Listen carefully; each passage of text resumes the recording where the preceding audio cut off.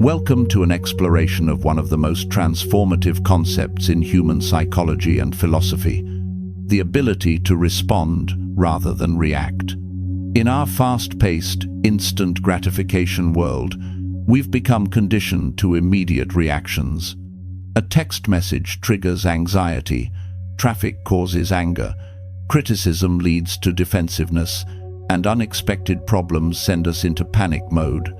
But what if I told you that between stimulus and response lies a space, a moment of choice that could change the entire trajectory of your life?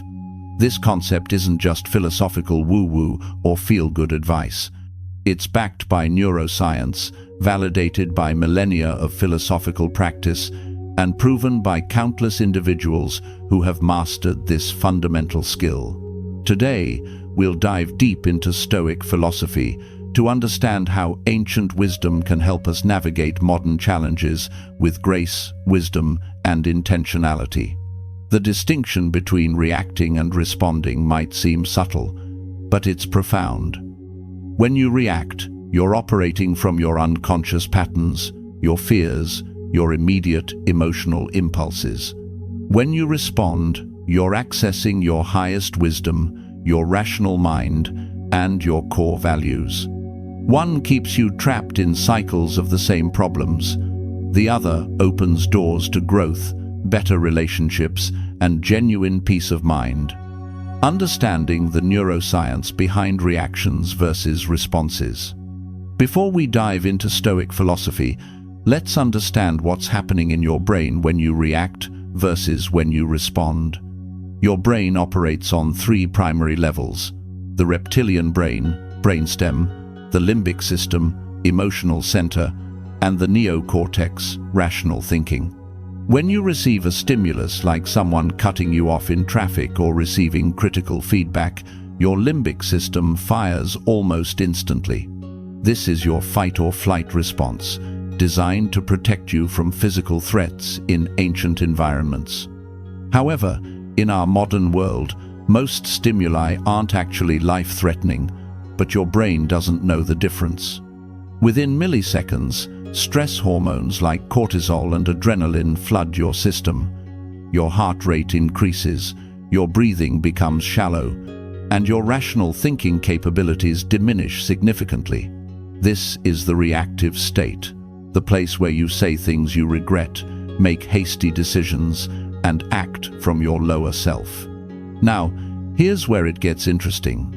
Right after this initial reactive wave, your neocortex, the rational part of your brain, comes online. This process takes anywhere from 3 to 6 seconds. Those 3 to 6 seconds are your window of opportunity. They're the space between stimulus and response where your greatest power lies. The ancient Stoic philosophers didn't know about neurons and synapses, but they understood this fundamental truth. Between what happens to you and how you respond is your greatest freedom. Marcus Aurelius wrote, "You have power over your mind, not outside events. Realize this, and you will find strength." The Stoic foundation, Epictetus, and the dichotomy of control. To truly understand how to respond rather than react, we must turn to the Stoic philosophers, particularly Epictetus, whose teachings form the foundation of this practice. Epictetus was born a slave, but became one of history's greatest teachers on human freedom and resilience. Epictetus taught what he called the dichotomy of control, a framework that divides all things into two categories: what is up to us and what is not up to us. This simple yet profound teaching is the antidote to reactive living. What is up to us includes our judgments, our responses, our values, our actions, and our attitudes. What is not up to us includes other people's actions, the weather, the economy, the past, and basically everything outside of our direct control.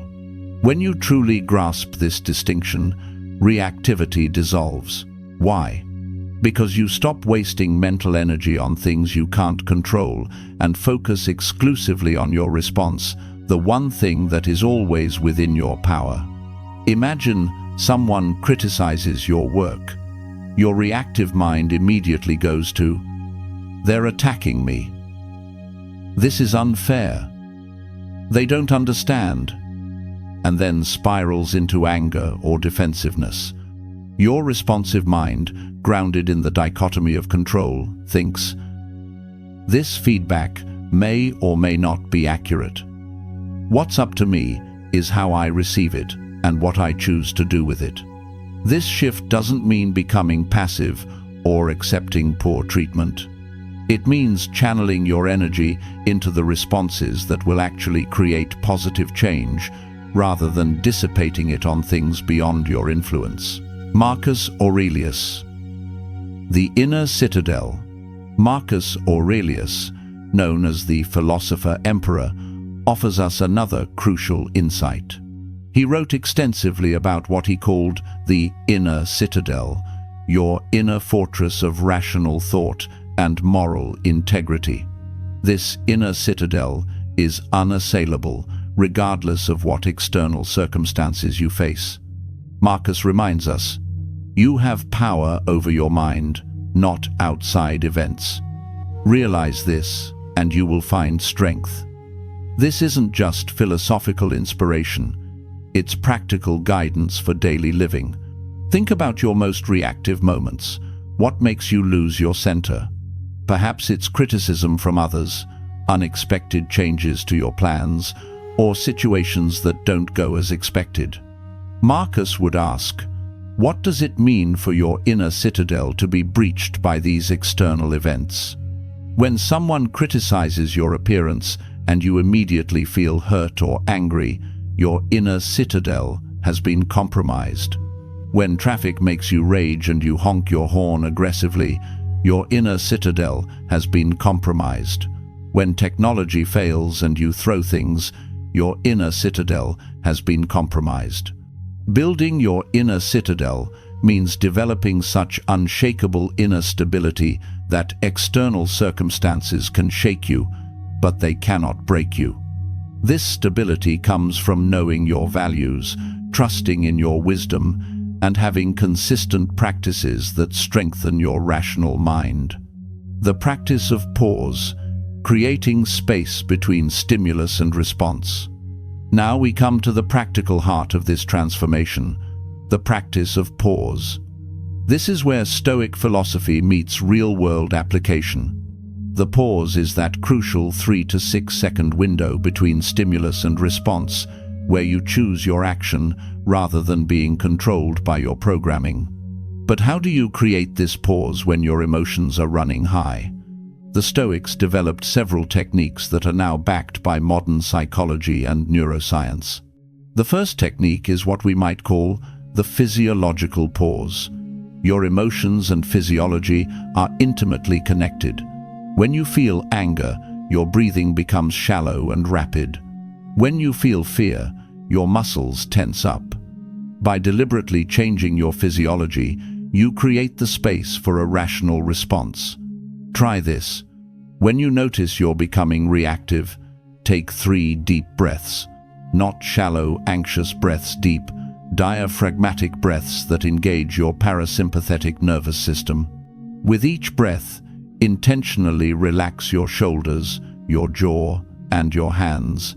This physical reset signals to your brain that you're safe and can access your rational mind. Another technique is what the Stoics called the view from above, imagining yourself from a higher perspective, observing the situation objectively. Marcus Aurelius regularly reminded himself to step back and see his problems in the context of the vast cosmos. This isn't about minimizing your challenges, it's about maintaining perspective. Daily applications. Responding in common situations. Let's move from theory to practical application. How do you respond rather than react in the situations that typically trigger you? Let's explore some common scenarios and how Stoic principles can transform your experience. Email and communication challenges. You're checking your emails when suddenly you see a message that seems to attack your work or question your decisions. Your first instinct might be to fire back immediately, defending yourself or pointing out the other person's errors. This is reactivity. Instead, apply the pause. Take 3 deep breaths. Ask yourself, what is my primary goal here? Is it to prove I'm right, or is it to handle this situation wisely? Often, you'll realize that an immediate defensive response serves no one's interests. Write your response, but don't send it immediately. Sleep on it if possible, or at least wait for a few hours. When you return to it with a calmer mind, you'll often find a more constructive, professional way to address the issue. Traffic and commuting frustrations. Traffic might be the ultimate test of reactive versus responsive living. You're running late, someone cuts you off, and suddenly you're honking, yelling, or making aggressive maneuvers. But what does this achieve beyond increasing your stress and potentially causing an accident? Use traffic time as meditation time. Instead of fighting the reality of the situation, accept it and redirect your attention. Practice deep breathing. Listen to educational podcasts. Use the time to mentally rehearse positive conversations or solutions to problems. Remember Marcus Aurelius's teaching. Waste no more time arguing what a good man should be. Be one. Being a good person in traffic means being patient, courteous, and mindful of others' safety. Criticism and feedback. When someone offers criticism, your ego might immediately rise up in defense. You might feel attacked, misunderstood, or unfairly judged. This is your reactive mind protecting your self-image. The Stoic response requires separating the feedback from your self-worth, not because you shouldn't care about criticism, but because you should evaluate its validity objectively rather than emotionally. Ask yourself, is there any truth in this feedback? What can I learn? How can I use this to grow? Sometimes the criticism is completely unfair, but even then, you can choose how to respond. You might address misunderstandings, set boundaries, or simply let it go while maintaining your inner peace. Technology failures. Your computer crashes, your phone breaks, or your internet goes down just when you need it most. Your reactive mind sees this as a personal attack on your productivity and peace. But technology failures are simply events, not personal assaults on your character or competence. When technology fails, breathe deeply and assess the situation realistically. What can you do? What cannot be changed? Often, technology failures force us to slow down, prioritize, and focus on what truly matters. They can be gifts in disguise, opportunities to reconnect with face-to-face interactions, physical activities, or simply quiet contemplation. Financial stress and uncertainty. Money worries can trigger some of our most primal fears: fear of survival, security, and belonging. When financial stress hits, reactivity might lead to panic, denial, or aggressive financial decisions that make things worse. Apply the dichotomy of control. Yes, financial realities require attention and action, but panic, anxiety spirals, and reactive decisions rarely improve financial situations.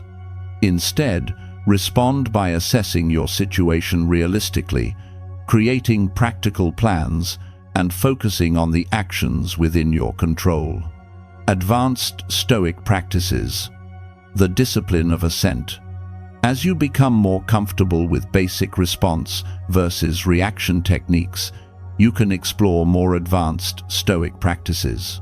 The Stoics spoke of the discipline of assent, learning to give your agreement only to impressions that are true and helpful. Every moment, countless impressions flood your consciousness.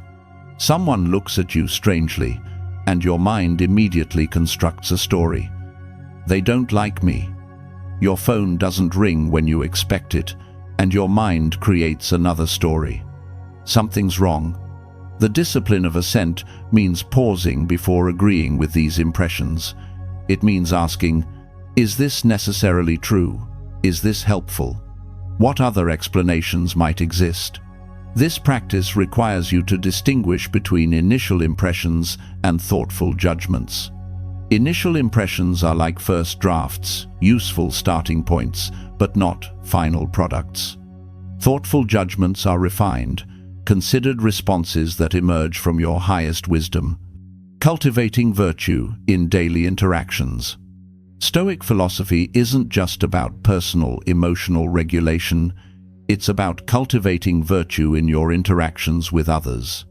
The Stoics believed that living virtuously means serving the common good, treating others with justice, and contributing to the greater flourishing of humanity. In practice, this means asking yourself in challenging situations, how can I respond in a way that serves everyone's highest good? Not, well, X. This question automatically pulls you out of reactive patterns and into responsive, wise action. Consider a difficult conversation with a colleague. You could react by pointing out their flaws, defending your position aggressively, or withdrawing emotionally. Or you could respond by seeking to understand their perspective, finding common ground, and working toward a solution that benefits the entire team. This isn't about being a doormat or avoiding necessary confrontations. It's about operating from a place of wisdom rather than reactivity, which often leads to more effective problem-solving and better relationships. Building long-term mental resilience. The ultimate goal of learning to respond rather than react isn't just better days, it's building long-term mental resilience. Resilience isn't about never being affected by difficult circumstances. It's about bouncing back quickly and maintaining your center regardless of what life brings. Marcus Aurelius reminds us, "The mind that is not baffled is not employed." Challenges aren't obstacles to avoid, they're opportunities for growth and practice. When something goes wrong, instead of asking, "Why is this happening to me?" ask, "What is this teaching me? How is this making me stronger?" This shift in perspective transforms setbacks into setups. You begin to see difficulties as training, obstacles as opportunities, and challenges as chances to practice the art of wise response. Building resilience requires consistent practice. You don't develop strong muscles by lifting weights once you build them through regular, consistent training. Similarly, you don't develop mental resilience by responding wisely once or twice. It requires ongoing practice, day after day, situation after situation. Addressing common obstacles. Let's address some common obstacles that prevent people from mastering response versus reaction practices. First, there's the illusion of urgency. Many reactive behaviors are driven by the feeling that you must respond immediately, that something terrible will happen if you don't act right now. But most situations aren't actually urgent. Even when they feel urgent, taking a few moments to breathe and center yourself usually leads to better outcomes than immediate action. Another obstacle is the fear that if you don't react strongly, people will walk all over you or not take you seriously. This concern comes from confusing reactivity with strength. True strength comes from maintaining your center while taking appropriate action. Weakness is reacting so strongly that you lose your composure and effectiveness. A third obstacle is the belief that your emotions are reality, that feeling angry means something is truly wrong, or that feeling afraid means you're in real danger. Emotions are data, but they're not necessarily accurate reflections of reality. Learning to respond rather than react means you can acknowledge your emotions without being controlled by them. Integration and daily practice. Mastering response versus reaction isn't something you achieve once and then forget about. It requires ongoing integration and daily practice. The Stoics understood this and developed specific practices to maintain their mental clarity and emotional balance. Start each day by setting an intention to respond rather than react. Remind yourself of the dichotomy of control, what's up to you and what's not. Visualize yourself maintaining your center throughout the day, especially in situations that typically trigger reactivity. Throughout the day, practice micro-pauses. Notice when you're about to react before you speak, before you send that text, before you make that decision. These micro-pauses compound into significant changes over time. End each day by reflecting on your responses. Where did you react? What triggered that reaction? How might you respond differently next time? This reflection process is crucial for continuous improvement. The ripple effects of responding. As you develop the habit of responding rather than reacting, you'll notice ripple effects throughout your life. Your relationships will improve because you're responding to people rather than reacting to them.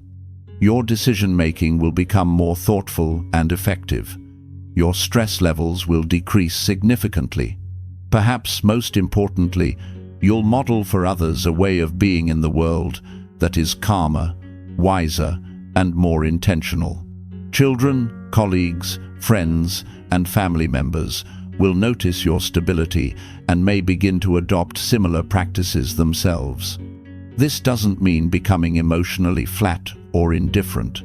Stoicism isn't about suppressing emotions, it's about experiencing them fully while maintaining the freedom to choose your response. You can feel disappointment, anger, or sadness without being controlled by these emotions. Conclusion: your daily practice. As we conclude this exploration of responding versus reacting through the lens of Stoic philosophy, remember that this is ultimately about daily practice. You won't master it overnight, and you don't need to. Each moment of pause, each conscious choice to respond rather than react, is a victory. The ancient Stoics believed that philosophy should be practical, not just intellectual exercise, but a way of living that leads to genuine flourishing. By applying these principles in your daily life, you're participating in one of humanity's greatest traditions of wisdom and personal development. Your power lies not in controlling external events, but in mastering your responses to them. This power is available to you in every moment, regardless of your circumstances, your background, or your past choices. The space between stimulus and response is where your greatest freedom and potential lie. Make this practice your own. Adapt these principles to your unique situation and personality. But most importantly, begin. Start with one situation, one moment, one pause. Build from there. The path to mastery is walked one step at a time, one wise response at a time. Remember Marcus Aurelius's words: "You have power over your mind, not outside events." Realize this, and you will find strength. This strength is available to you right now, in this moment, as you choose how to respond to whatever challenges you face. Thank you for joining me on this journey through Stoic philosophy and the practical art of responding rather than reacting. May these insights serve you well as you navigate the complexities of modern life with wisdom, grace, and intentionality.